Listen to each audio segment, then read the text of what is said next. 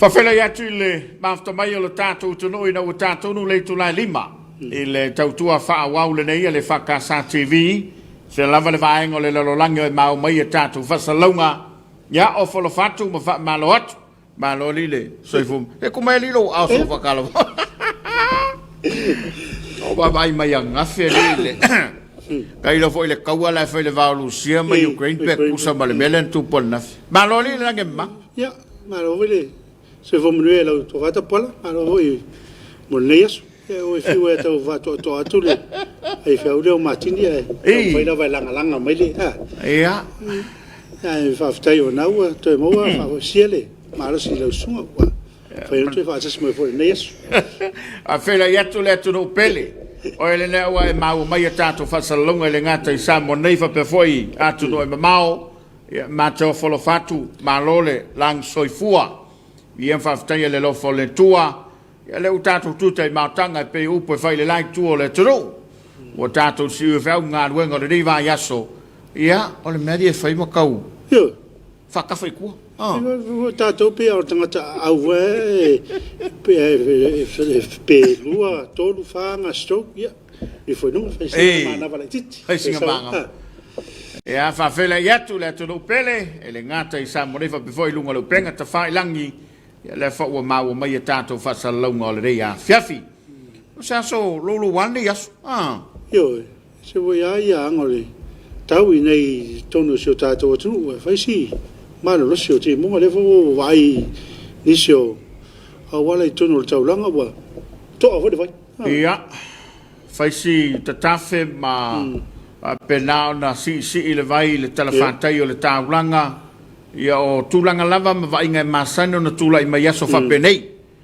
Ia e whaaftai lava o lo mwhai o na tali waweatu mtanga luenga le malo ma au nanga. E o whaatu le sosani. Ina ia mauti noa e solonga le leile fe malanga I le mamalo le tunu. Mai sa le awala le I funga le? Funga le, me lo atu le ngā tei. Watua I sawararo funga le. Tau I tei vai moso. Ma ngā whaolo I vai moso. Ia o lo... Faisi ia man tofo ia tele autu mala vaina. A ola ina to ai tonu fatas. Ia e se ale tulanga ia. Ya fa malo atu le Tapuaiga ma le nof talo. Pa ia le ufinga ruenga ia o lo talafa autu tono so tatu tudo. Ia le ngata I sa monei fa pe foi tafa thio le lolangi. Le olo mau mai tatu fa sala longa I ria fiafi. Ia fa malo foi le Tapuaiga al malo. Ni. Ja, maar dan moet je ook jongen daar malo, maar ook mezelf. Ja, alle van de Suluaulama. Ja, maar ook van de tour. Ja, de jongen dan met hij pan meer. Mooi lava. Ja, maar de kabinet ja de jongen voor de van vertelai. Ja, maar de malo de parlement Samoa. Van malo het voor de official van Missionary we are leden of edo ja lato edo van wina lato ngalu ja van malo. De jongen van Missionary. Ia, ma le official Faamisionare. Le o le Faamisionare o lo fanga solo a o le Faamisionare fanum sofa. Fanum sofa. Le o fa o wina la tu ne vai tau. Ia o no nisio tu la fono. Ia manisio to lia o le ai tani ia se fai unga ia ale parlemene o lo tato. Tudo. Ia e o falo fatu. Malo atu ile. Ba mai le fa o tato ia ile. Le ia Afiafi to fimalie. I ula vang tato whalong watu I le matau tia fo le mata upetu lai mai le vao Lucia ma Ukraine. Si. O va kun plesking o Lucia pe e kau mau le mai le o le loko malo. Don't tare pe fa le hanno e le serie Arta serie tanga te petino tele milionaire. Longo atalo le te tai le mai se o le sa pa le mia I vai tau wan. Sai longa fo lon tu lai mai. Ia le lava wa oina se e mai le tofi president. Ia pe wa kiri ai. Ia pe sa kau fai fo le I kai meo ye Trump. Ia le la wa fai songa malo sit te mine. Fai malo sit te ri.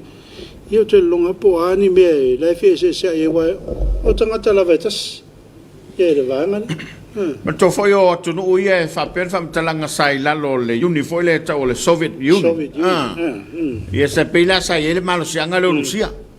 ia o loina apatu malo fatasi ma fatu dotas ala foi la pe ko kulai mai ia ai tau foi le baba ia tu ia le dei vai tau ia ele o fai ngofia le me o loanga ia le lang eu te o fai ngofia ia pe ta to foi ia a mu ia ta to o le na ta o visi ele o ia ni ia ta tu vai atu na ia nga upu ai fai na ia malo eu fio ai solo vale le fa pa o foi ia pom me va pena ia ia o masini foi tan tau ia ta te alo fa le lautele le tulu tanga lautele a fia fua ma ia ono le malosia le melo sai lingo le pawa ia ai ta tonu lava ia o loanga le leile tuai nei o tatu America Samoa ia va ia tua la atu lava iluma le a fa o numero o community cases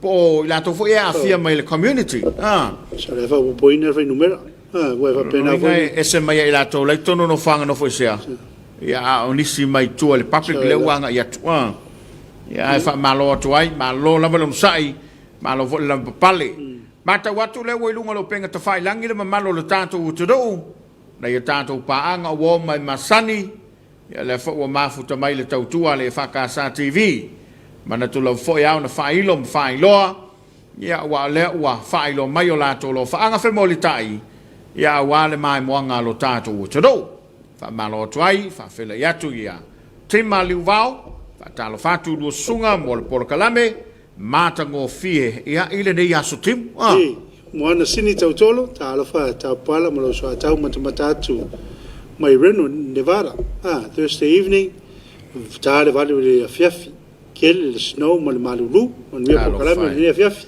ia alo fatu mo auto ma Jerusalem camp fa talo fatu lo sunga fa pe vo sunga se mau malo te wata i tutu mga ro ngari yaso ba sel nei va yaso ia ole amo watu ma fatu mangele o kilani manuia lava le tatu kalama spets la ver voile ma fatu mai ia fa felo yatu so fo manuia le lua sa se lua ne Afiafi ia moriatu ia alofanga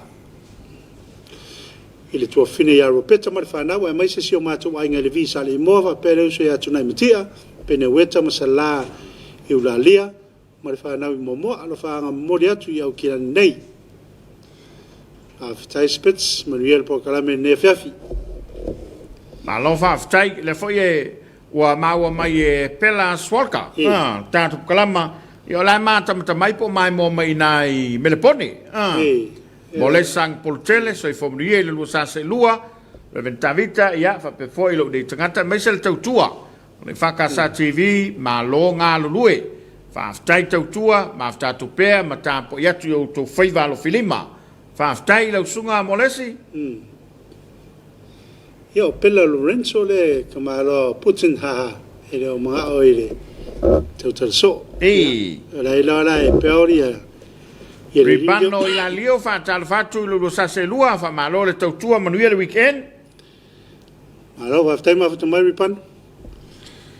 La si le fie paole tu langa le io verta mia ele ngo momore io putin. Ia ole tangata matautia le tangata longolongo ana tala. E pita mol me foi le fitau taltas. Fa pena wingo le. Ia ai man tua so tangata fitau taltas tangata fa mawalunga. Ia mai faiva si o me tulanga o ia pe au foi temi ia ole nganga fia me nganga faftai ole lava so longa manuia so tanto utoro manuia foi ia na ia tanto paanga ia mai se na ia tanto matua ia taina ne foi tanto matua pensione ia fa pe foi no folo fatu i mapui fangalele ia olo ia le tampo inga na ia tanto tamam tina matua ia ai mai se ole nga luenga fita a fionga tamai te sama ilan tolo nga lulu ai ia folo fatu foi le au nanga ma le tautua al far pui yo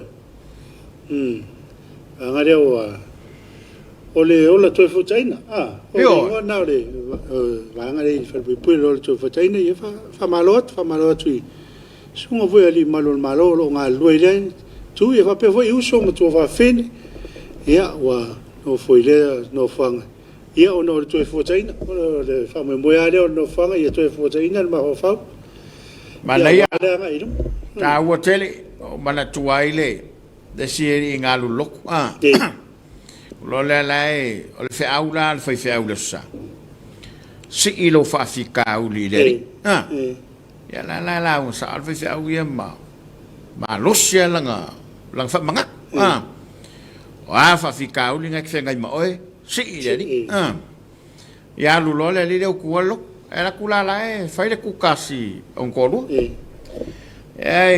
ele se kaka mamafa fo ele se ngolo la kwale ali si ya o fila le pe wa o ele langi le fia kai mi mo le wa kwa fia si fin ya fa ngala le fin ye le on le wa o lu fia ele nganga o le ri wa le nga sau si ya mo mal kala elo mal kala le fia o ke sa o si lo fa fika no mo wingon fa fica le lo si lo mo to ia fa fita u le ya wa foi tinga le ni yaso nga ia fa manga ku nga si le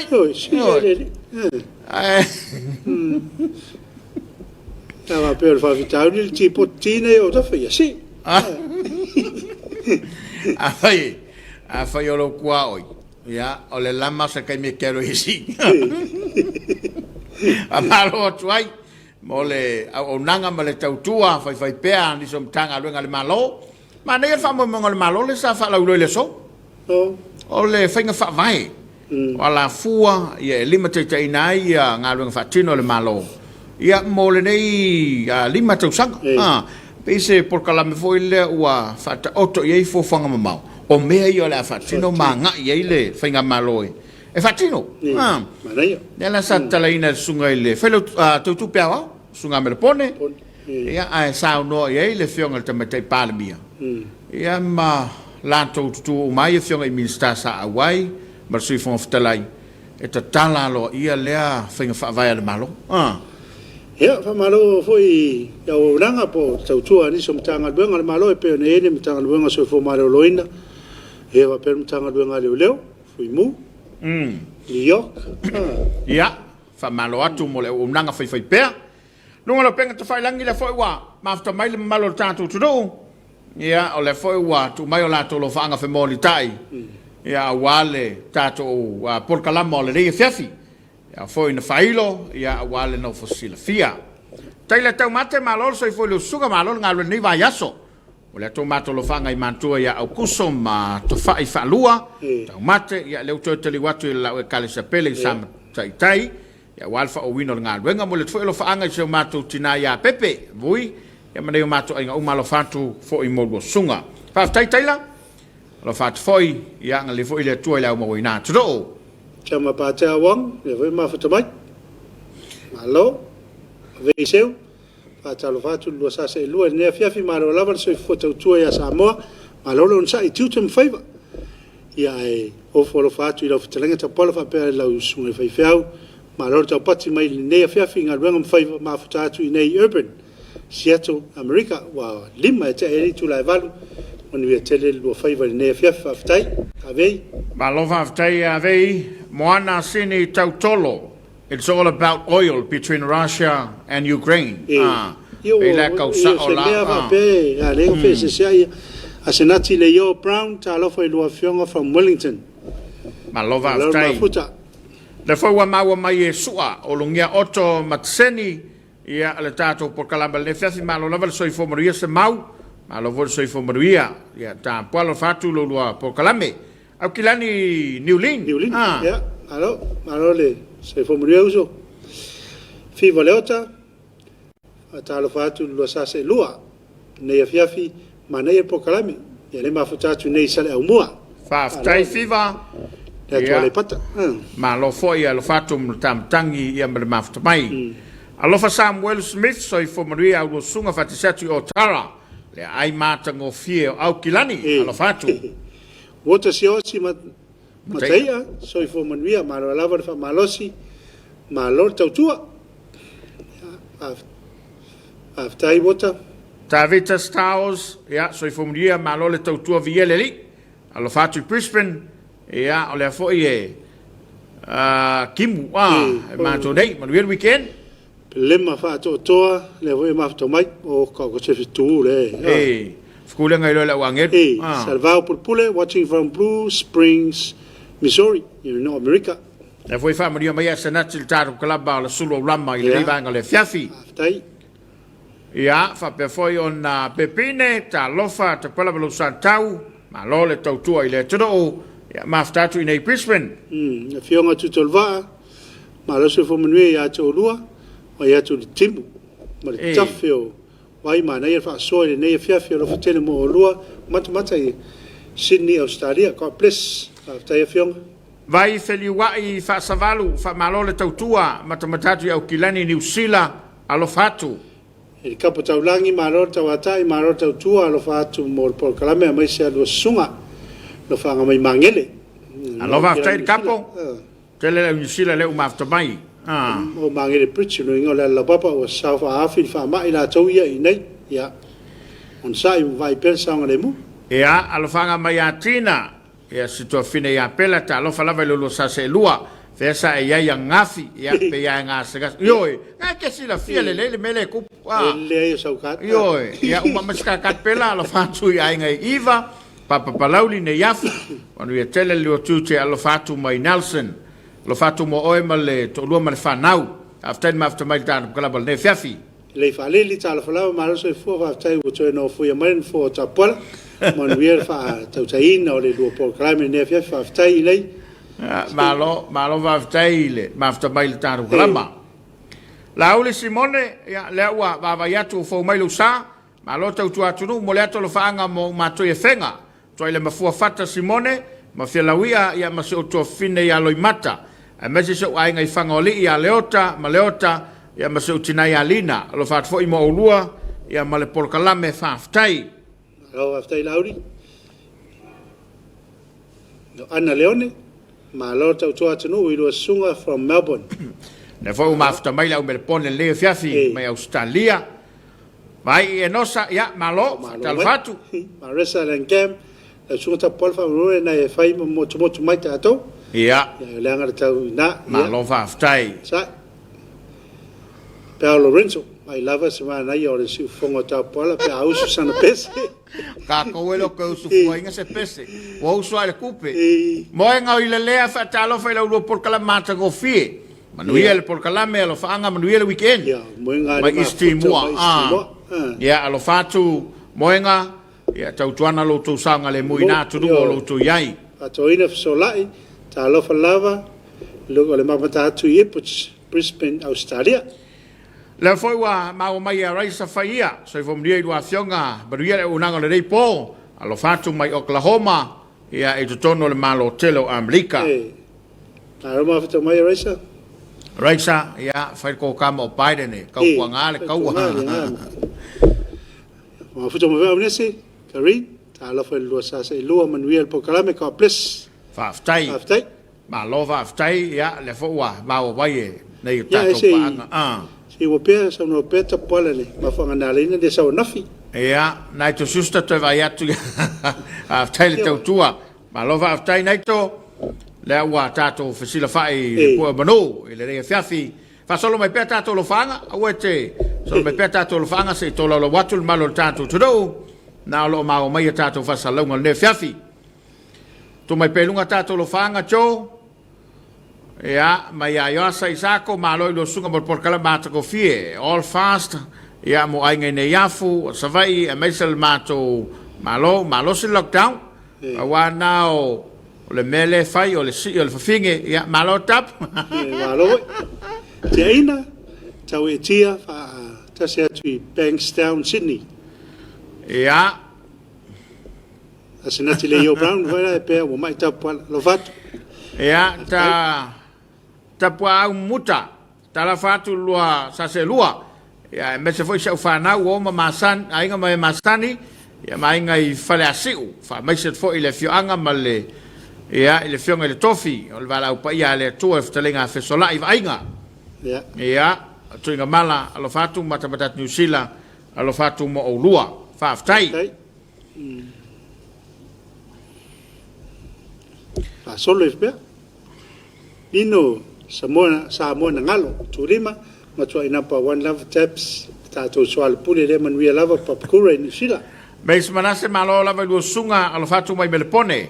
Tia ina tau e tia so ifo manuia lu afionga fa aftai mo programa matong fia fa aftai Araisa faia lu sumi te tele tu las fulu la sotofi I Oklahoma alo fatu. A inga fao fa talo fatu lo programa matong fia le FFT munga lo matamata tu sio nu au lei vai sala sava Ia alo fatu ainga male fanau.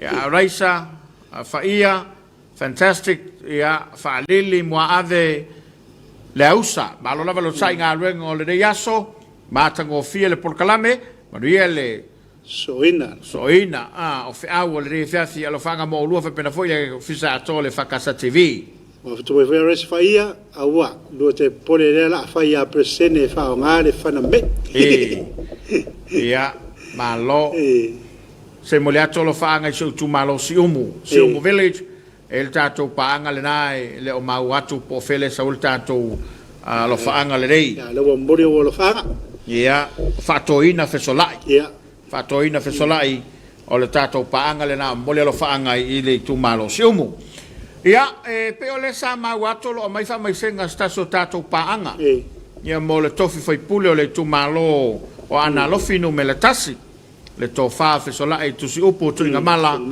ia ono le vala upa ia le tua I le tofa fesolai vainga ia por tofa le lunga vainga tu mala ia ele to tofa mtaleina ia Samoa le soifua ngalue mal soifua tautua ia ole nei foi tula toa ia o se alo foi tulou le sunga tu mala ia sa lawi loy all blacks mal manu Samoa ia so mo vai wa ele taimi ina o fsuia I wa wesele ba likia ole tata miliona mo mola Samoa first $1 million man wa fa ta o milion Pata leo vainga tunga man ole tulanga foi fainga tano le mafutanga I le tino ia mesela foi le eleva ona fuli mai le tuo son tu fine ia le foi wa tu malo atu ia po wa usfono telenga le lunga ia tatou te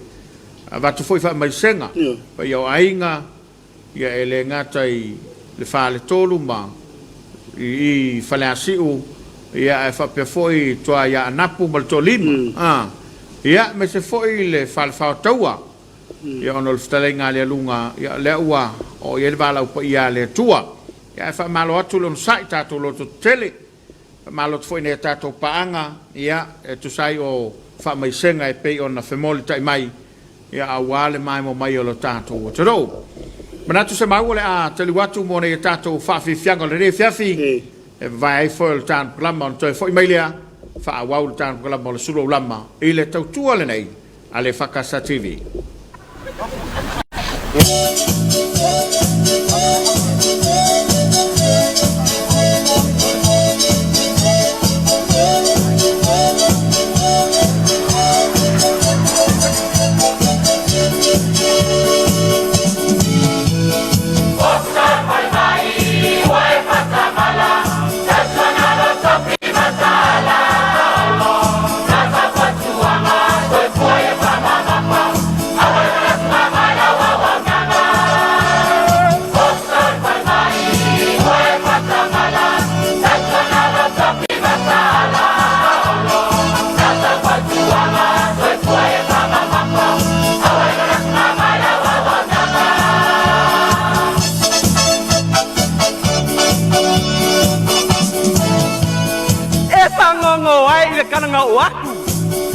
Tapuaiga pake ia le ainga kauaanga pale la kai male kama ainga pale toa ngala le wa ave I Amerika taka mana panga alu wa ke wa tonga inga leo kisa ole pale mai okai oko se oko lo mapa pau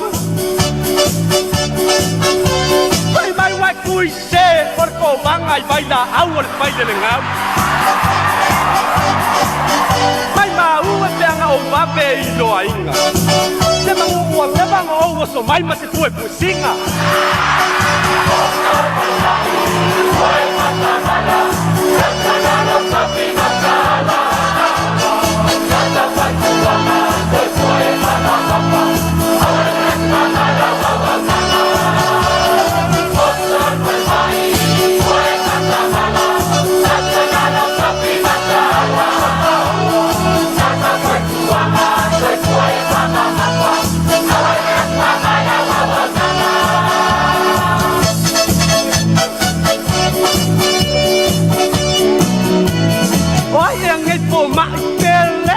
Papomu mai alapi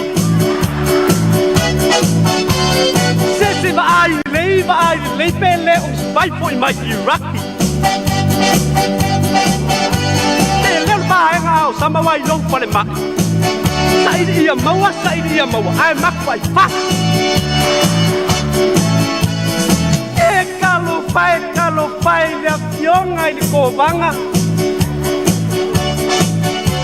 Leilo lava pe ai ua urufia ni nganga leanga.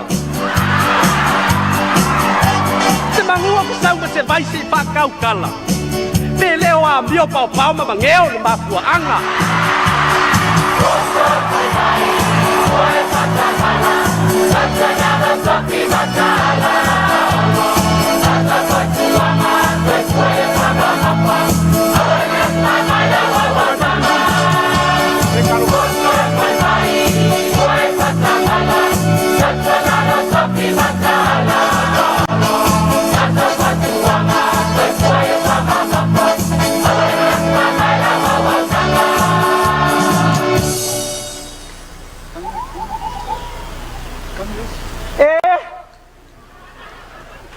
Poa mai le singa ngasir ko banga I papu. Tina, le hai.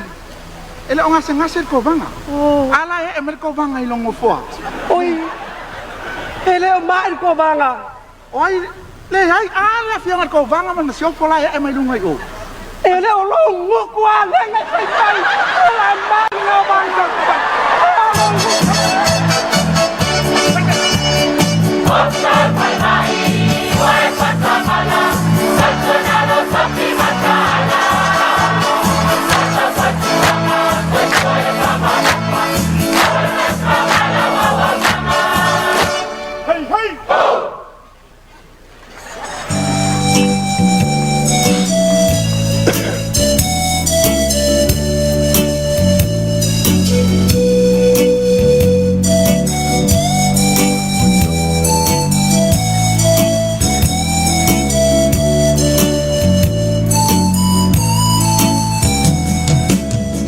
Samoa Paamalusi I lautotonga Paamaoni Ia lotu tele ono sa I fita o lotofi Faile tua mautalita Lo malu tai mi faingata O ia ole olo na te lave ai lo ola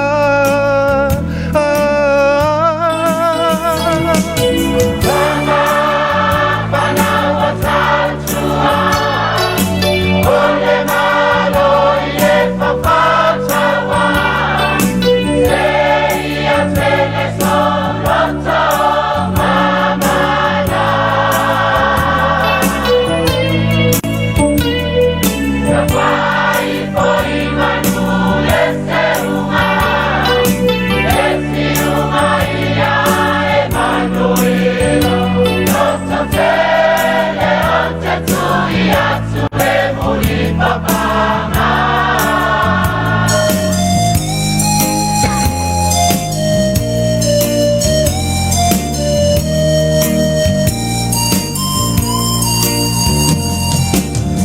Samoa alo ye yo faiva E patita o tola utapua inga Pongi salo tino yamani no lau Sila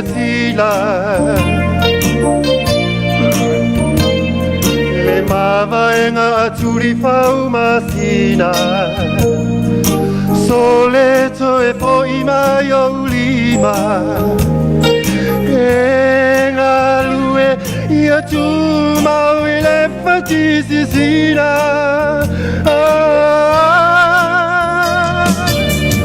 Mama Manawa tatua Ole malo ile papatawa Seria teleso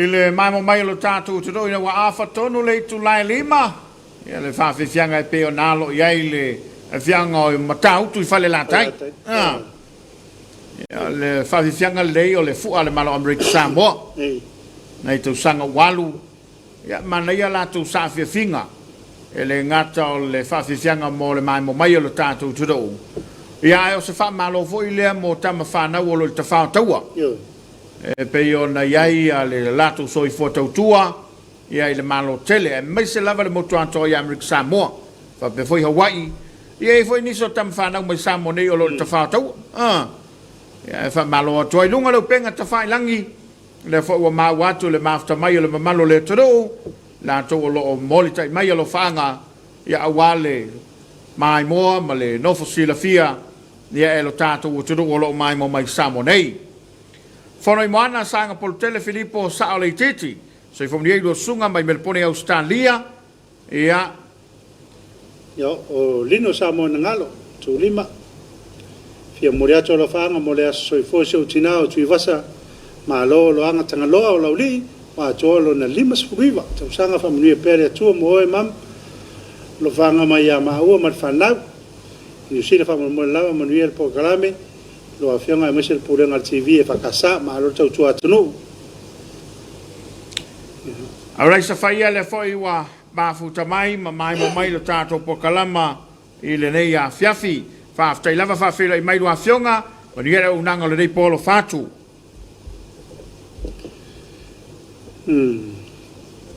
pa pe foi na mafuta mai pe ya arai sa faia olo to alima sanu se avafta lo fatu lo afionga ia le matou te le fatu lo matou i fonga savai bai lele so tinai avanga ngata yala alo filima freti mal faltua ya ipu ia le matou te mai mo atu i Wellington po toa Joseph walau moliatu lo fanga i le fakasa vini fo fa tai fa venga ya tsele male faltua vai fili wai fa savalu matango fitele po kalama lo fatu so uso ya tia fiangai o ne yafu ia lele fa tai vai fili wai ai mai mo mai le to fatia se vai a o fanweli a manuele tua e por kala mo le tau longo fa so mo manuele au tele o so stangatsu fo el lang ma lo fa tai ni so tato paanga wa ma o mai le tato po kala mo le fiafi ia o le foi wa ma o le mai lava ia e naito susta le wa afe suluafe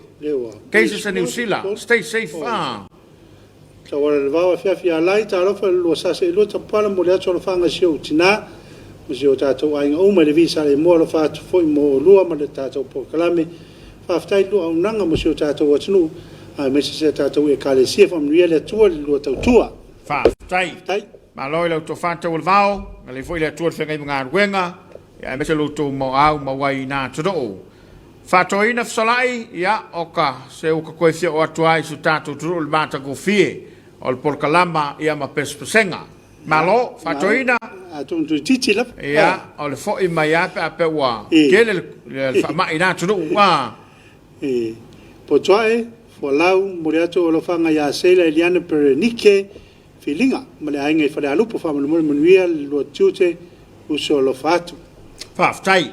Ma lo whaftai potae. Ia me se foi ia o le ai ngā tolo o mafuta mai le tātou Polokalama o le Suluaulama. Ia o le ai fai whengi mai a leisa a i lunga le tātou Polokalama. Ia ma lo whaftai. Ma ia mo le sang portele whatalo whatu rem ta pala lo whaanga mo si o tofine ia mama ioa ma wafu.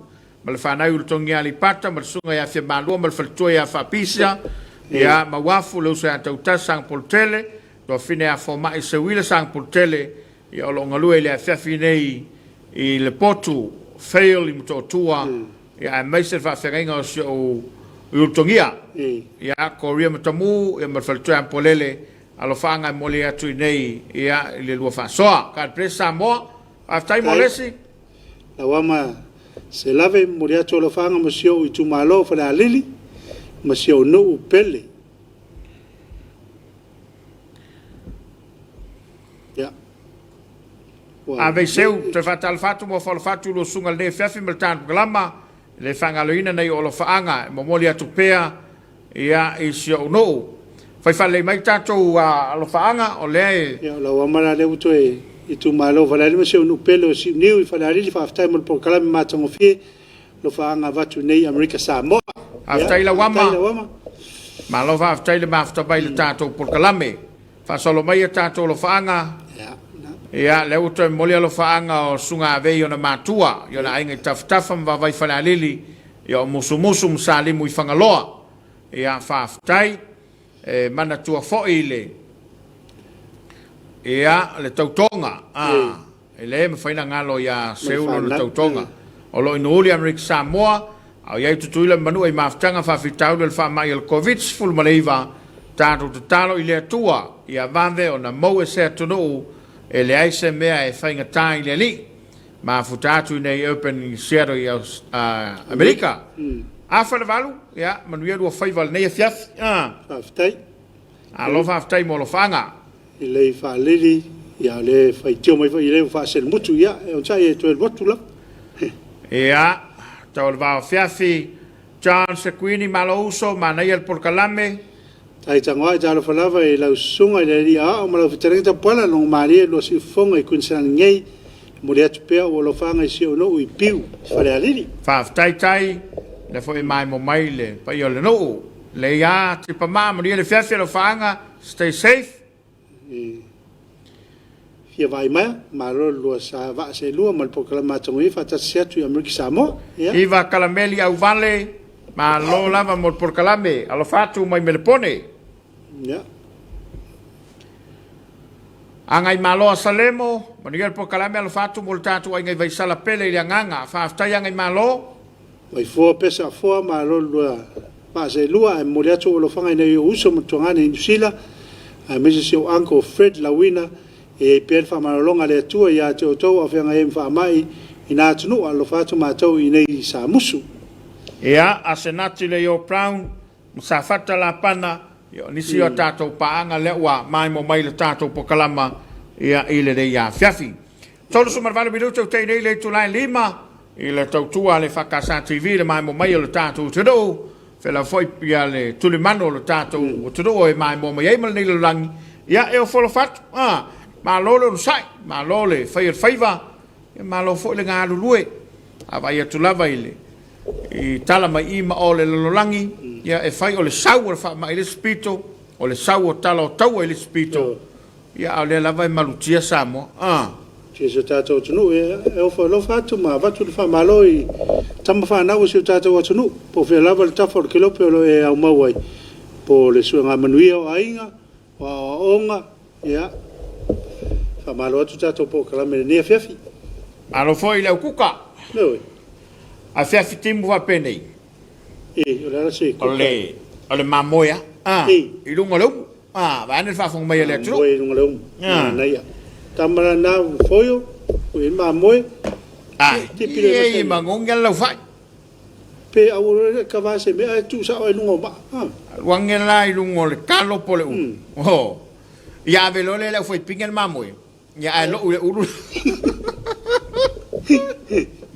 Ya por fai ele. E waso timu. El kausinga nga la sukimu ia. ia wai au ngale so a mesela o vai tau lu tatu ye vai al so vai nei al vai mala so taia ia fa penale o ka vilingo lo langa le la ka ko ye manai va malo atu nei tatu paanga le wa ma o mai tatu fa salonga ia o fele vai ngol tatu la lo langi o e ma futa mai ai ma mo mai tatu po kala berde Afiafi ia mate o folo fatu e pe la foi ona ma faiat ia kalanga lo makua nga o ia le faifia si fa ficar la kusi ko luai lifia la fa mai asal menga la fa kuila lockdown la wenge o finga la fa ficar ia fisika isole tu no fa Taimel tau fa so te mai le la wo America Samoa me sa tato ye le luva yaso ele o mo America Samoa tu la le ai o le fa ta lockdown le America Samoa fa ile misela ile I tupu fo I fa per ya le fo o tu la mai le la wo ye America Samoa ya ai o le tau tuana fo ye no talo su tato tro ya talo sia le mo tuana oi ya wa le tu la tamai tato te le lo fo I va afi ma tu langa fa pena I ngofo se si o so la mai o ngole o le fa mai ele tanga tana lo tu nei I ale pata ya America Samoa le va le papa valo la so fo mai nei le America Samoa a se mo fam tala tu ya o ele ale tanga tale ai tau tia le me voi le me ele loto ele wala fa ya la so fo mai nei sala po wa la te pensione pe so o si tene America Samoa ia na tau no watu America Samoa to fa fo mai nei o no le tulanga na watu fa se tu la fa ia to fa le e no pepa ma to fa fo ia la so fo le America Samoa ia fa fele to fa malo atu ia na e tato paanga e o lo mago mai le tato po kala mo le Afiafi to lu te mua yo to o ni sila len to fo ile mumu na amata mai po to fo ile len mumu ia wan mele pe sa ka u kala lo fo le pulir ka po le mela fa me la fa na mo to e na tainga yo fa ngata fo ia mo me po tonga fa se la tanga lo no winga le ai va vai atu le malo ele o lui foi la lo la e lunga pe lo se fu lo afeu al me la te lo fa sta ye lo ngo to se so valiu pe ya io le pe le atana fa ma ile te mi le na e va velo na pesia ile se so fa ine e no le un fai tu ia un fai tu va o tu ile fai mo le luolen da fai mo io e ma lo si tu ina le medio le pusta le ta tu na ta tu na winga so wo fo mai le fam kala pa malo tu fo ia la to lo fe ngai ma na lo nga masani fo to no mo te malo la ngai no li tonga ia ole fo nga fale ia na nga lo fa peda o lo fe ngai balo tatu tu au te lo ele se fo nga fale te ni wa le kim va na yo la wo malu le malu fale ngai yo le to no le ia o poto fo ia le tele o tu funga te mi le fo le fa wino fale I le tau e o lo fo I te miti mua ia ele ko nga ko fa se fale ke ngi wala tu sila fia la vale vai tau e tau na fa si ai mo te mala o lo tatu o tu do ma lo fo I tono fianga mana fa al pulinga malu ali foi pule yo e le lauto foi pito la au fa le tu me tau se sa am te mai tai se o la vai a manga mo la tu te to lua malo atu malole tau pati le fatinonga o lo tu faiva le tau tua ia wa to tono tatu do ia mafioanga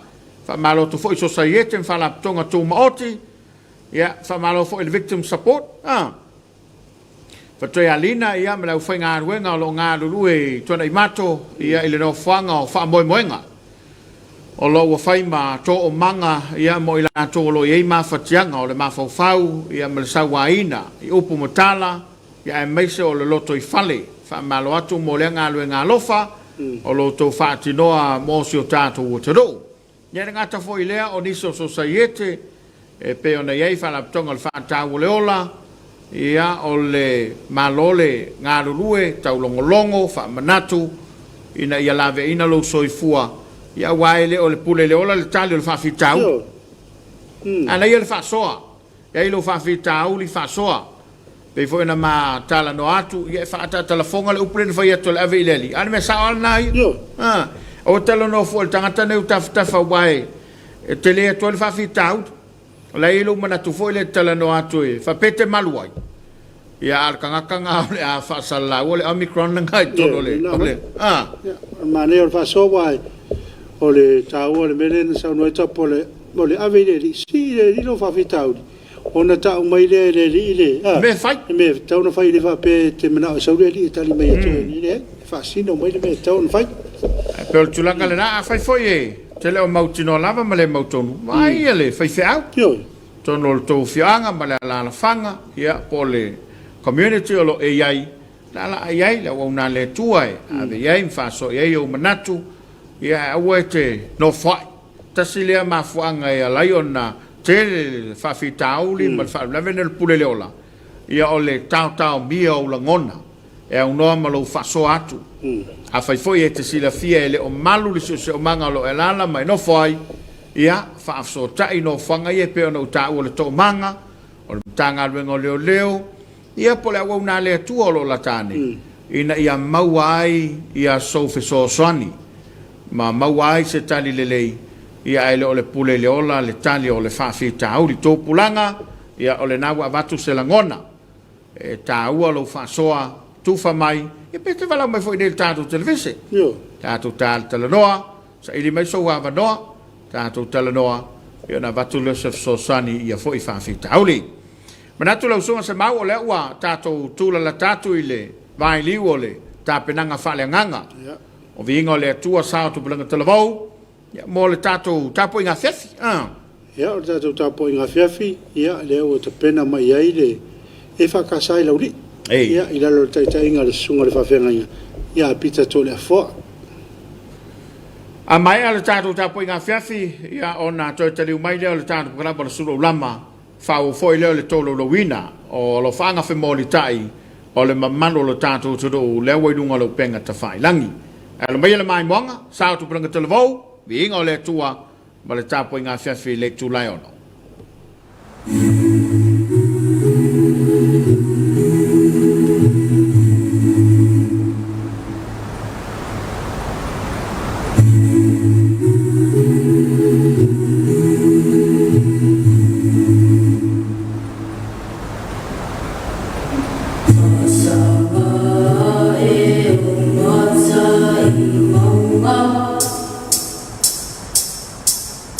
No, oh, no,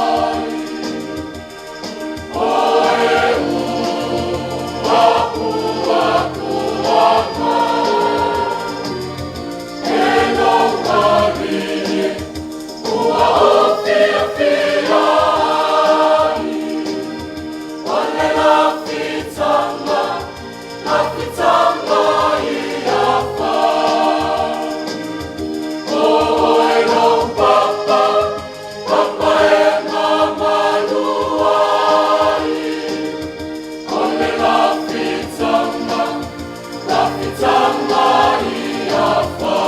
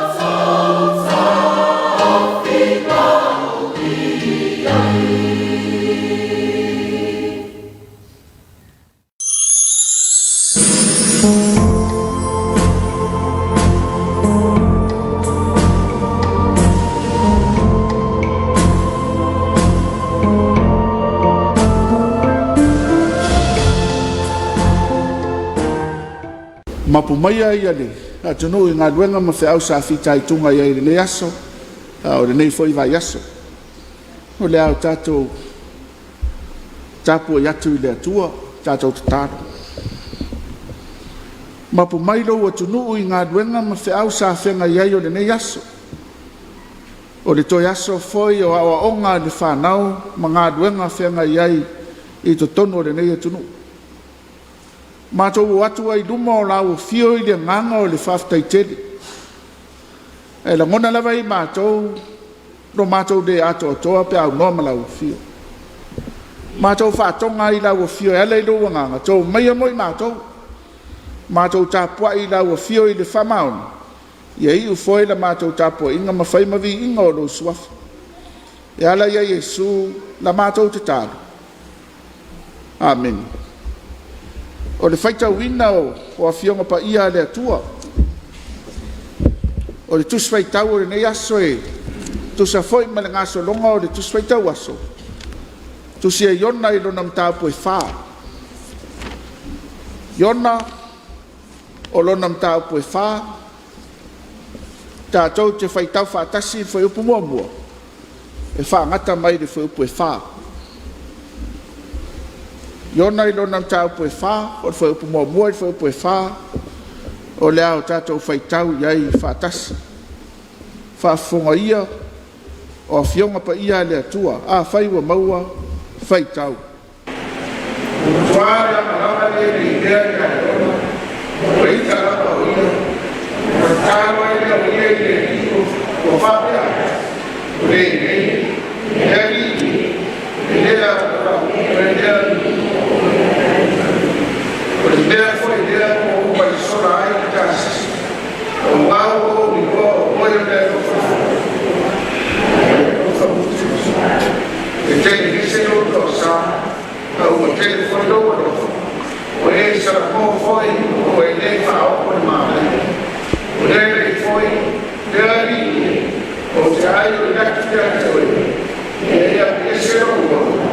A wai le o no os. Ai le ama o no. Ona feta lai mai ai lea le. O le lea no. Pamia le atua ele na fionga o faita wina. Mai atu mau ya te ia lo na lava vi inga nei maso o mai o foi le fava vau lava. Amen. Whaonga ina le foi poe lua e whai mamatua. Ona te talo ai lea o ia i lea li o whape atu. O le nei, lea li e. E le o la upu e le nei, ina o iai lounu. O le mea foi lea no mua i sola i tasis. O wawa o wiloa o oe o le atua alofa fua. Ma le alofa muti vale. E tele ngese lau toa saa, ua tele foi lo alofa. Ua e sala mo foi ma ua e le wha o le malaia. O le autua ma whauwhaunga whadea nganga o lo iai le ngā sononga o le tuspaitau aso. O le ita o iona i le alofa whapa le pale o le atua. O le ita o iona i le alofa whapa le pale o le atua. E le maua i le langi, le itu ai ngā winga ma le langona lea, sa whaadia i a iona e pei ana whaitau wina. A wafoi o le mauri mau o le tusi, e ori oli a ngelu i le rangi i le tangata e toa tasi e sana mō. Ai wha uta, e sala mō ma li liu tangata ni neva, e amata mai le tupu e o lava ilo na malo. E matua ina i nā lava i ona, matua tā ma. Ina i nā le perfeta o i ona, matua tā ma i le atua. Ao le fe au lea na awina atu e le atua e alu e whatau nu. Lea ua toa tā mai le atua. Ma taupa whaia i lava e tau atu, ma wha i loa atu, e sao le mea na ia sola ai. Na urua i sola i fo i tā sisa e peo na whai mai, e leo le mea e lea na u whai atu ai, ao i lono. E leo le mea le na leo na uso. E fo linga e maalie le talana nei a iona. Wow le mea tonu lava leo le alofa mai o le atua. Ai ino yon. E fata unu ma fatino e le atua lo na lava fina ngalo alofa. Malona foi na atura. Ai so na sai ma toa ta mai ai yon. Wa fa pubo mo yona le alofa o le atua. Maua manau lava yona ia fata unu ele atua le mea le loto ia yo ia. Le ai lava sei manatu ifo pe tusa le mea waita matoa ta mai ai. Ai pe tala fea ngai foi le tangata o toa ta mai ia ngai ai.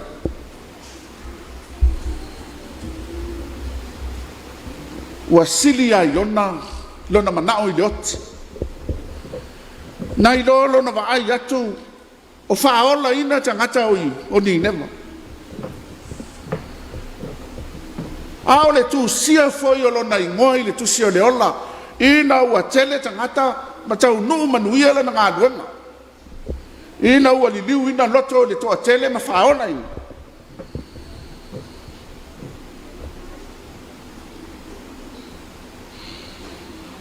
Faasao ina le toa tele o tangata. Sili nei lo se tasi perfetta i le whengainga tuai. Le ese ale maua lunga ma le sili ese o le alofa whapa le pale o le atua.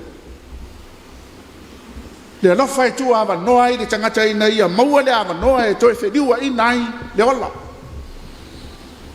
Ina ia nei loa le mana malama o le ola ua au mai le atua. Pe ana se tangata foi na toa ta mai ai ona. Po ua whaali mai foilo na lava maadosi. Ma tuu loa le tali ai ona e te tau maia. E tala whea ngai malona ita i le alofa mai. Ao le whapa le pale o le atua whai mai leu. Nao na whesili o le atua ua le lei e ao lowita. Ai whaulinga i le whesili ua tuu le ama noa i ai ona ina ia sui ai. Ina se ito e mafau fau e maua se loto fau. Ma se loto e whama ngalo ai. O le matanga o fie leo le tala i ai ona. Le anga o winga ia lea ta tele ma whaadia i le soifua ma le wala i tātou. O le saisai tia i le manat whaapito. O le le ma whaio na sa o loto i le ola fia tau i masui. Ai mese o le ita wha moe moe, ma le whai longa tangata. Le ia mana tua, e tutusa lava tangata uma i le atua. E tutusa lava i tātou uma i le atua. E le tā ua i le atua ni o tātou ese senga. Ai tutusa i tātou uma i le atua. O le mea lea na fio mai eiki riso. Ina ia solo ia, winga ia whare tangata, ma whai maanga sala i le tangata. Ia sao loto le tangata. Ia sao loto e maua le alofa e whamanga loa iai. Ma whiaalo lo wha iai. Ma tau ma le loto whaftai. E le telefoi o nisio ma ta upu whafamisinonga ua soa. Ma tau sa ngā. A leo ma tau ina ua. Tele ina whatea i tua ma. Ma whatua tua nai whatia ua alu. Ina ua maua le loto e whamanga loa i ma whiaalo lo wha. O le mea ia mana tua i tātou le atunu ue. O le alofa whamangalo le atua e whamangalo ma whaangalo. O le alofa whai o le atua i le tangata. E alofa le atua i le tangata. E ino i le angsal. Tātou te tatalo i le atua ina ia o maia se loto fau ia i tātou. Se loto tātou te ngānu lue, ma whai aino no whina ngānu. Ina ia o soifua ma ola le tangata i le lalonanga. Ma whai ma mōni mau i le alofa o le atua. Le alofa whapa le pale. Le alofa e soifua ma ola i le ngata i le o langanene. Au le ola e whawawau lava. Amen. Se lau fasu tonu de inga o le atua la o tātou pese ai. Inga o le atua se lau fasu tonu tātou pese ai. Oh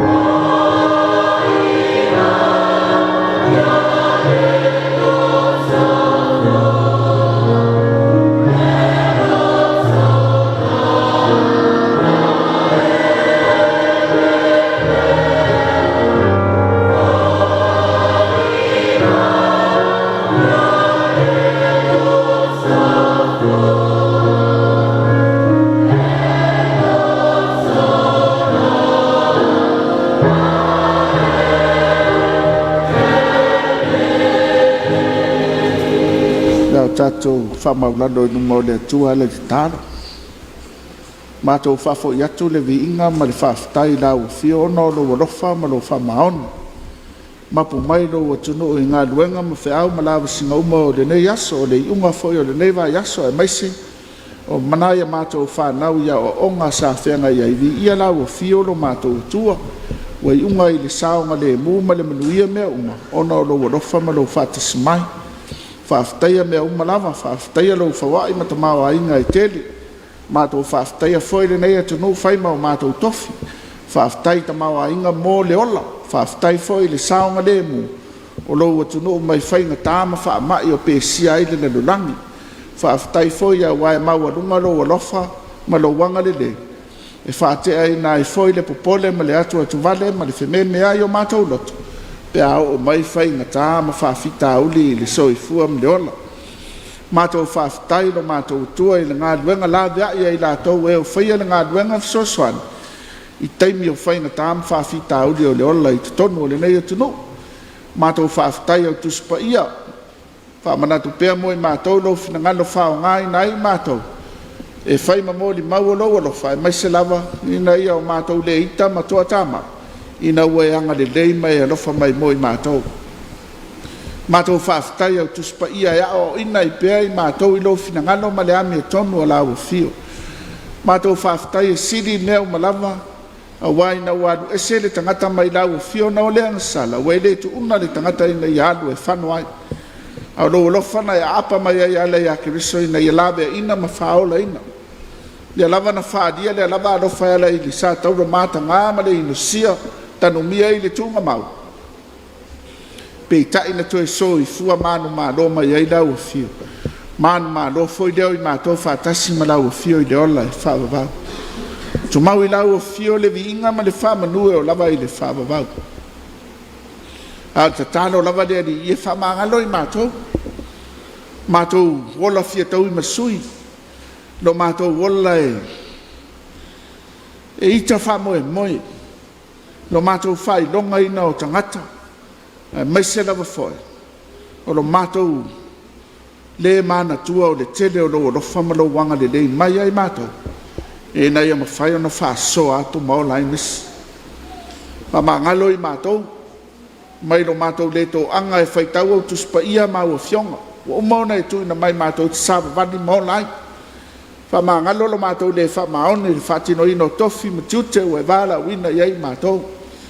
Whamangalo i mātou teito atas. I le vāma i mātou malau o fio no mātou tua e whawawau. Whapale pale lo orofa. Whamamā i mātou.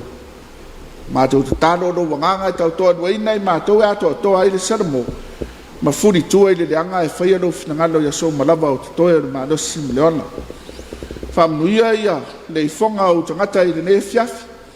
Whamnuia le nei no. Whamnuia lo o tunu. Whamnuia Samoa o ta ape masala lau le nei o tunu o mātunu e mamao. Taitaina i mātou ialau. O lo walofa ma lo wanga le lei. Ina ia saonga le muai li soifua ma le ola o lau whanau. Mai wha mai ma whainga tāo pe sia i le lalo langa. Saonga le mu le soifua ma le ola o tangata i le unga o le vai aso. Tā pena ina foi ma saunia i mātou. Mō lo sa pati lo mātou tua mātou te ifo ma tā puai ma via tua i lau o fio. Whamanu ina lo lava lo fitele ma lo lavanga le lei. Ala mātou te tālo ia lea li i. Tele te tālo le le oi o mātou loto ia. La mātou te tālo whaia pēr o whinangaro. Ai aua so mātou whātau anau. Ia lunga o lo atunu le manuia ma le file mua lau o fio le atua lo mātou tamā. Le alofa sisiri ese Jesu ke riso le li whaora. Ma futa i mātou ma lo lava nganga pa ia nei maso ma lava e o foi le whaavavau lava. Amen.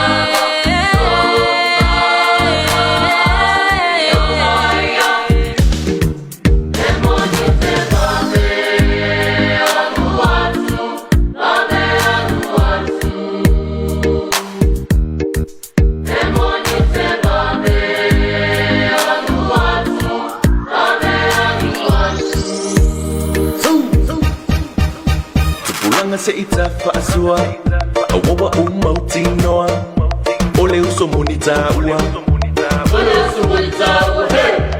ua mana ya mafutanga mota tupulanga emoa yo fotu ngonga ole ula fa alea nona sawi aliwo oya periso sesa oya periso sawi aliwo oya periso sawi oya periso sawi aliwo Sesa oya periso sawi aliwo oya periso watala wasoleama Yesu waletala uleama matala wasoleama Yesu waletala uleama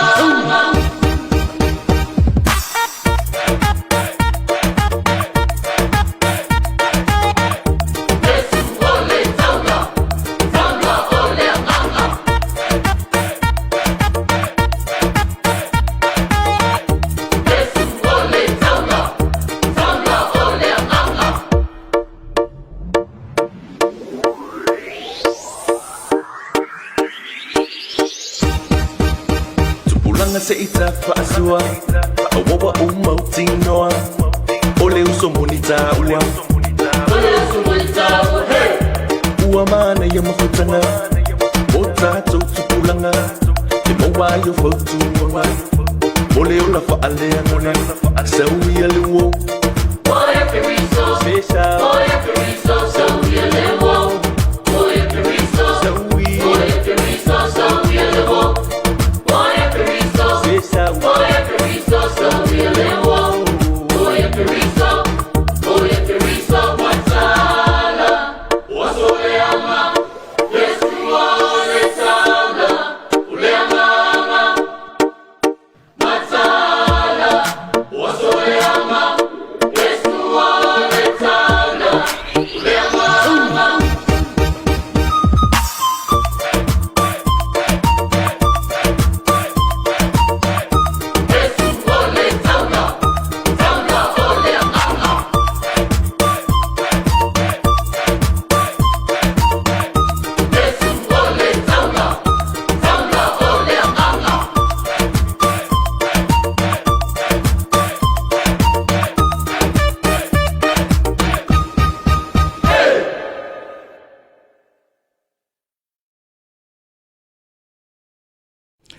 O me reo teo tei nei la fole ono I le tautua le Whakasa TV, mai mo mai le tunu o le sao tupulanga talavou. Ia mai le Whakasa Jerusalem mafou, Amerika Samoa. Ia o folo whatoi foi, whatalo whatu. Wha malo atoi le tātou tofi le Afiafi. Ia mo le whiau whalenga. O le tofi le Afiafi le sunga ia pita tō le fo. O le whawhianga taulangi e Whakasa lauri. O le ito I ona I le lofa whapalapala le atua. Ia laua o mai laua na whaiwhai e le atua e alue. Awe le tala I ni lewa e musu. Ia le vua. Wa mo whaina whai le wa na whinanga la unga I lan la unga vimai e valu ia. Ia upua. Sala mōlo ni le. nei la le ta la o ita le ri o tu le tu la no ya le na tu la ta tu le lo fa fai pe te ringi se to pali e lo alfa pale o le tua il fa ma i male tele o me lo tu lo lang ya wa na fa pe fai lo la mi tono le tua ma fai la na fa masidong o le van ka unga umala o ding fai ngi fa ma ya mai la to o lo fai nei taua ma nei me le anga tu lo lang pa malo tu lo sunga fa fa ngai ma lo molta penanga le wa lo i ma lo ai fa fonga ma wa so ta tu ro ya le fa wa lunga lo penga ta fa ilangi le ma afta mai le ta tu pa anga ila to o lo o folo fa mai ma fa moli ta mai lo fa anga ya ilunga le tau tu ale fa ka sa tv ile la fa nga pa anga ma lo penga ta fa ilangi ya lava ina fa iloa ya mole sila fia na mai se le ma futa mai o so ta tu ro o folo fa tuai ya itangia no wa ea ma lo so fo munie lo sunga ya mai se moliato o lo faanga so tinai le va mai se lo faanga mo lo sunga korseta ya mai se ya o le tai fa tai io to le vau Afiafi alai ma lo ta pala wa ke un se mau ngai ke ngu wa le sa wai ha lo fa tu mo rua ya no ea ya itangia lo faanga mo nei uso mo ngane mai se nei fa na Samoa lo faanga mai New Zealand nei ya mai asenia male ainga o itangia le uso lo siutina ya fatala fatina tu nei Afiafi nei to sister lo faanga mo se nefiu mal vale o pelu ma se ana pele o puna o pelu korisi malua manuia o rufa mai moi ya o folo fatu korisi fa vai i malua manu moipu malota utua alo fatu mole atoanga lono sumaliva tu sanga o pose milo o lo i malai loi Amerika Samoa alo lo fatele atu faftai ono sumaliva tu sanga tele tu sanga yosa isako unu malmiki stay safe Amerika Samoa tawa le vao Afiafi ta polo le sutimwa ia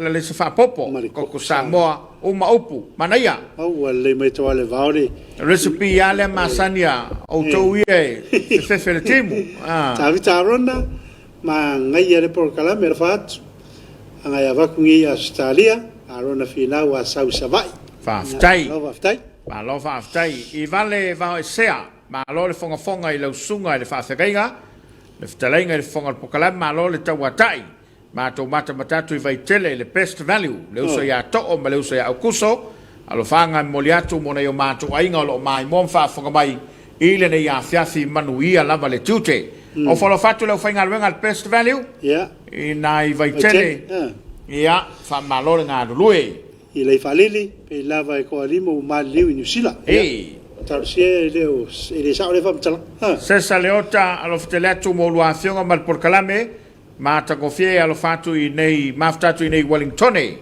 ya ma futo mai voi se nila pa malele mai vai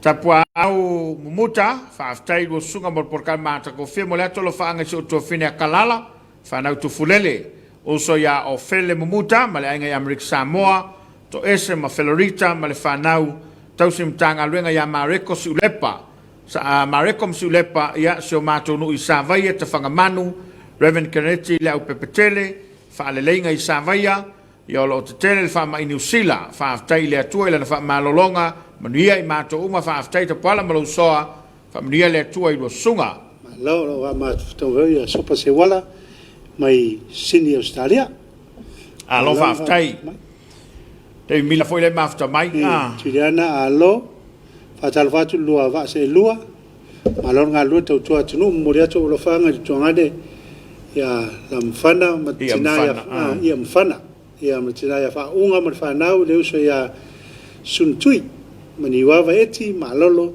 mfana I vai telefon fa pe fa o fonu makwati maola mfana ya terei sio mato nu wala siri mo lua lo to toina le tunu pa aftai Juliana le mafuta mai naito ya Reverend Peter telefon mo ia le Tapuaiga ma lo mai naito le sunga le fa venga ana leone ia le foi mo le mai le fa malo neta foi le mafuta mai le ia tau le salua timu ma lo fa aftai le usunga rem to le foa mo le fe au tala le ne yaso mai lava le tai au auli ma le Afiafi ma wa pelo ro ma lo se wa le fe au ma le ngā ruenga afitai ia o le lava fa ma lo le tofi tau le sa fa aftai tele nai to sister ia le fo ia ma o mai tan kalama aftai re ma ta ko fie le mo le mau tau sa ile pe ma tau le lo fa ma ni le tua ma mana alo vantu mo lo mal faltua ma le lo foialo ya mai se le Tapuaiga le ka le sia o le mafuta mai New Zealand nai to sister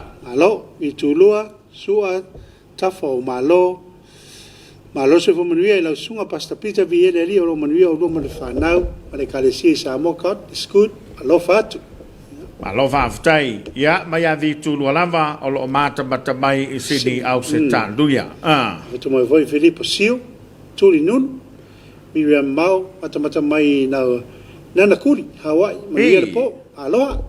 So Afiafi Tyrell Nico, awesome, thank you for sharing your program. Yeah, hello, tau papa.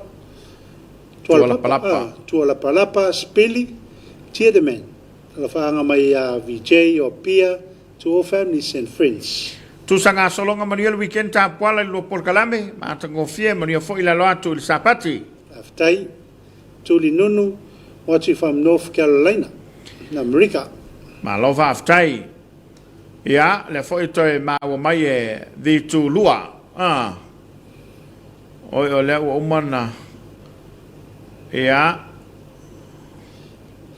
Le mauto tu mua fiali ma talo foi do sunga fa pelo to fa ya ma tamatui ni au se talia. Malova aftai. Malova aftai. Le tato paga le Afiafi ya pe foi ga mai o Paule o le wa ma futa mai. Na to ya le wa ma wa mai le tato. O ya Irene. Irene. Mo le to lo fanga ya Sharon Clara Pace. Ya fa pe foi ya Ana Rosebell. Ana Rosebell. Ma lo il coliso tene pauta. Ya ma na ye poka la le Afiafi tasi fa ta spela nganga le to ya to lua ya tu le foi le Afiafi. Ya lo mol foi alo fanga I faleata mai se o matu ai nei pui pa mania tu te le Afiafi lo sunga pa malo fa tai alo nei tato pa ngale mafta mai le tato pokala manato le wa tape na mai ni so falinga ya wale do sila fia le malo le tato tro ya ma sila fa fianga popo ya na totali mai le fa mai el tato pokala bol Suluaulama ile de Afiafi sumai le mai mo Fasalunga mai le mtanga luenga o le EFKS TV, fasila silanga avanoa whainga luenga. Ua iei nei ni avanoa whainga luenga le mtanga luenga o le EFKS TV po le TV2, a le EFKS I tamalingi mo I lanto uma, o lo iei anga vaa uata ua ilalo. Avanoa whainga luenga mua sui faasalalau, news reporter po le news presenter. Lanto uma tan sanga mai wole ya vanoa te tau na ye nga va nei mua poto tau ave nga ruenga work experience lava le sila fia fa antu stala journalist experience le leile ngana tustusi malangana tau tala ile ngana Samoa malangana fa Britannia English sila fia le fa nga ino masini computers ma por kalame mana umia sila fia ta yalo fa salanga media codes sila fia ta yalo fa mtalanga information codes ia silianto I le tasi le tausanga sanga lue I fatu stala tuspasi ma failonga tawaloa academic o miesa tuspasi ma nisi failonga tala fiangai anga va lautele general qualities matalia ma faaloalo le va fiangai matangata le leile fainga luenga ma fa maoni malama ya onga fa kerisiano fa tuotoina I so se taime fatino inga luenga o le totongi e fua I tusipasi ma failonga lo umia. Avanolo na lua MCR officer. O ilanto umai fia tustar sanga mai mo le nei avanoa e te tau ona yei vaenga nei. Poto tau aveo ngā ruenga work experiences. Ia lama le silafia ma le maamlama I vaenga tau MCR master control room. Le lei le whaongaina ma le malama le maanga I vaenga wha teknolosi nei. Masini computers maisi, polka lame o le VMix maisi. Vaenga tau feso ta inga networking sila fia ala to fan le tal fe ngai basic troubles shooting skills le lei le faitauina o le whaasolonga o Polkalama o schedule. Lua tausanga pe siliatu, o ngā lue pe sanga lue ai, i le matati a lava le nei. Tu spasi ma whailonga tau aloa academic, o mia, mua se tu spasi o vaenga tau computers ma Polkalame, lua nisi tu spasi tala whiangai. Ia ngā walau tele, general qualities, le leile whaitau ma le tustusi le ngana Samoa ma le whaperitania, sila fiala fesota ingo ngā luenga, work processes and procedures, sila fiala taiala mo whaasalaunga, media code, le leile whai ngā luenga ma whaamaoni, ma lamalama iawa o ngā whakerisiano, whaatuatuinga e ngā lue ai na oe, unsupervised, i teimi whai ngā luenga, shift work, nisi ngā vaai mo mia mo le whausi le leo ngā luenga whaatino, o le tutongi e fua i tuspasi ma whailonga taualoa. Mea mo mia mo le tālo sanga, se tusi tālo sanga, whailo manino le avanolo tālo sangai, tala anga o ngā luenga, resume, tusi pasio a o ngā sa o oinai, certificates, tusi whaamaoni o ngā luenga sa ngā lueai, work references, tusi whaamaoni o le whaafengai ngā lo tautua lotuai, character references. Whangataina tusi tā sanga le asonga fua lua o mati, lua lua i le whai le Afiafi. Whatuatu si umatalo sanga, pule whankasa TV tamalingia pia. Nisi whamtalanga, whaasotai le numero telefoni lua valutasi tolutasi, pole emaili tv efksa@gmail.com. Sainia, Reverend Vama Tautau Whao, whailau tusi au au. Whaasila silanga muli mo e tā lafui whanua malo, mai whaala patpatongo ele Samoa. E mua na mātou whatulo i pa i alo Tapuaiga whaafonga Samoa. O le atunu utofine i soli tapule nei whasia silanga tāua. A o longono pui ari ina mamaro si o tātou atunu uolo ono nofo e tā lafu. I whanua lo tātou malo, Suluaulama. E au ona sila fia i lātou umalo ono nofo e tā lafu I whanua malo. O mai a whasia silanga i luana whailo atuaile nei mataa upu. Whaapea a whianga whaalitura whono o iai pe a le usta ia tatalo atu. Al whaala patpatonga mo whaaleleo nei e tā lafu. Ua o mawhoi na whaatino nisi o ngā luenga whasoswani whaamama avenga whaala patpatonga. O na o a whianga tamau aingo Samoa malalalangi COVID-19. Peita iwa whaatupula ia nei e tā lafu. Ile le tau sisio ai aingo o whianga ingana sainia mo le whaamatu ui nātou nei whanua. O le whaasira silanga mulimuli nei ina ia tutongi uma o tau ai tā lafu. E tau i nātou le maasina e tāsi mai le aso. O le nei whasalaunga to te awhia mai e tongi umawa o tau ai tā lafu. E tā ua ona o tau sila fia. E le se alofanga o le tongi ino lau ai tā lafu whaama e COVID-19. E le avea fo ilo le mawa ino le nei whasalaunga tā ua. E whaima alofanga o le le tongi o lau ai tā lafu a wao lau matawhai o i tau silea I lalo tu la fona mai ai ngolo puipuia ai whianga inga na tātou sainia. Ia mana tua le lei a whai o le a le utangia mai le nei whasalalaunga mulimuli. O na whaonga ina loa lea I le whaala putpatonga ro na malo si whaale tulafono. I lalo whaavai ma tulafono Samoa. O lo puipui ai nei whianga inga I whaatino ai loa le mua whasalalauina sa o tau suafa. A fio anga ma le a wha inga o tau ai tā lafu. I lunga o ala whasalalau umalo abano I whaala putpatonga e peo whale televise, le tio, o nusi pepa whaapea fo I upenga ta whailangi. Lua, whaamutua ina lo awanoa e au noa ma le toe longo ina o oe. Ma toe whaafo I mai I le whaala patpatonga, mo le toe whaasoa atu I mamalo le atunu, olo I le lisi whaatalitali. Tolu, tu ina atu I whaamasinonga nei mataa upu, mo le au ina mai oa o tau ai tā lafu. Whaamole mole whaafesota e mai le ofisa I tuana I mato, moni mataa upu e fia whaamala mai. Whaia ma le whaalo tele, whaala patpatonga o ele o Samoa. Public notice from the Office of the General Secretary of the Congregational Christian Church Samoa. Vacancy, Manager Malua Printing Press. The Congregational Christian Church Samoa is now accepting applications for the power position at our Malua Printing Press at Tamalingi. He or she is responsible for overall operations, maintenance and improvements of the CCCS printing press. Reports to the General Secretary, the General Purposes Committee, and ultimately to the CCCS General Assembly. Preferably a person with a degree in management, marketing, printing and experience in a managing role is essential, punctual and well organized. All applicants needed to provide verified copies of qualifications, an updated CV, 3 respected referees and their contact information, and a letter from your church minister. Salary and other benefits will be commensurate with qualifications and experience. Job description can be obtained from the CCCS Central Office upon request. Applications close at 4 p.m. on Monday, the 28th of February 2022. Please mark application, Manager Malua Printing Press, and address to the General Secretary, CCCS Level 5, John Williams Building, Tamalingi, Apia. Whaftai, this is signed by Reverend Wawa Tautau Fau, General Secretary, CCCS.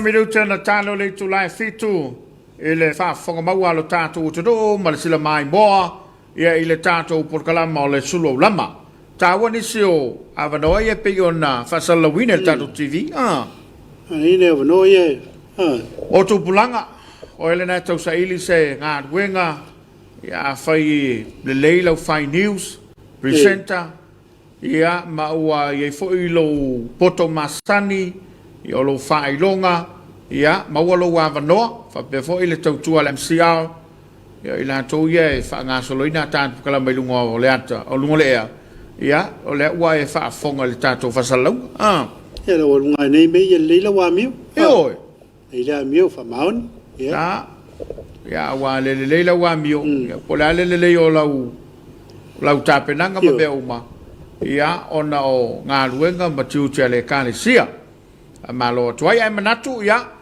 na ia tatou paanga i lunga lopenga te whailangi fa pe foi le mai mo mai o lo tatou uturo ta le fitu ia mai mo foi i le whapoponga lo tatou Samoa talongolongo ia afa le valu ia tatou wheila i le porkalama o le sale pule o ni ngali ia to le tatou porkalama le nai le whiawhiana nei ia tuli ta mai a wala o mai moanga ia manatu le ua se mai le siri o le ta porkalama o Suluaulama le whiawhila usunga se mau ia le mure le nga fa te tele i langolango le tatou porkalame ta nga luenga pisnisi o la munio maleipa e fa pe foi compagnia le SOS ia mo le langolango ina le tatou porkalame ia to glava jo tatou tonu vai lo sa ngale mu e tatou tu filo i le so ta ia le te mila va pene ia manu te lina nisi o fofanga o tole ne fiaf anga le atu mo na yo Tapuaiga I so se tua le lalolangi ma America Samoa o lo wa afia I le whaama I le Komiti ma na tua peo tau tālusanga Yanga le fo ile tua ile ngato le tunu I whainga malolongo nei Afiafi tātou whaila ile a whalevalu ia ai o le taulunga le nānu pukala Suluaulama to whasoifua.